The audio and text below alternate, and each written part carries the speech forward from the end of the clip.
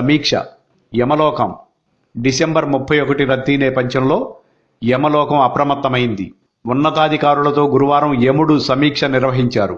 ఈ సందర్భంగా ఆయన మాట్లాడుతూ తాగి ప్రమాదాల్లో పోయే కుర్రాళ్లను ఎప్పటికప్పుడు తీసుకొచ్చేందుకు సిబ్బంది సిద్ధంగా ఉండాలని ఆదేశించారు. అవసరమైతే దినసరి వేతనానికి అదనపు సిబ్బందిని నియమించుకోవాలని చెప్పారు. మద్యం అలవాటు ఉన్న భటులను భూలోకానికి పంపించవద్దని సూచించారు. ఆసుపత్రులు, గొడవలు జరిగే ఏరియాల్లో ప్రత్యేక దళాలు అప్రమత్తంగా ఉండాలని అన్నారు. మద్యం దుకాణాల వద్ద గస్తీ ముమ్మరం చేయాలని చెప్పారు. ఎక్కువగా తాగే కుర్రాళ్లను గుర్తించి అవసరమైతే వాళ్ల బండ్లు వెనక భటులను పంపించే ఏర్పాట్లు చేయాలన్నారు.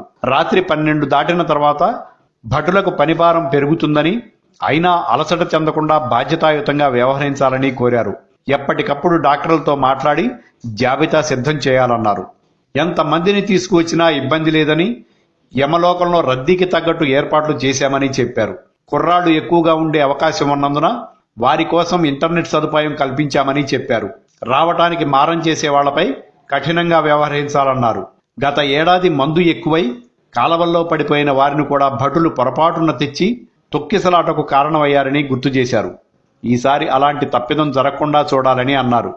కొంతమంది అమ్మ కావాలి, నాన్న కావాలి, చెల్లిని అక్కని చూడాలి అని ఇబ్బంది పెడతారని, వాళ్ల మాటలు నమ్మవద్దని అన్నారు. వాళ్లకి నిజంగానే ప్రేమే ఉంటే అంతలా తాగి బండి నడపరన్న విషయాన్ని భటులు గుర్తించాలన్నారు. లక్కీ డ్రాప్ అంటూ వాళ్లు తాగే చివరి మందు చుక్కలు వాళ్ల అమ్మ నాన్న కన్నీటి చుక్కలని, ఈ విషయాన్ని వాళ్ళకి చెప్పొద్దని అన్నారు. ఒక్క రాత్రి వారి ఆనందం అయిన వారికి ఎన్నో రాత్రుల విషాదమనే విషయాన్ని ఎట్టి పరిస్థితుల్లో వారికి తెలియనివ్వొద్దని యముడు ఆదేశించారు. ఈ సమీక్షలో చిత్రగుప్తుడు, యమలోక ఉన్నతాధికారులు, సీనియర్ పాపులు పాల్గొన్నారు.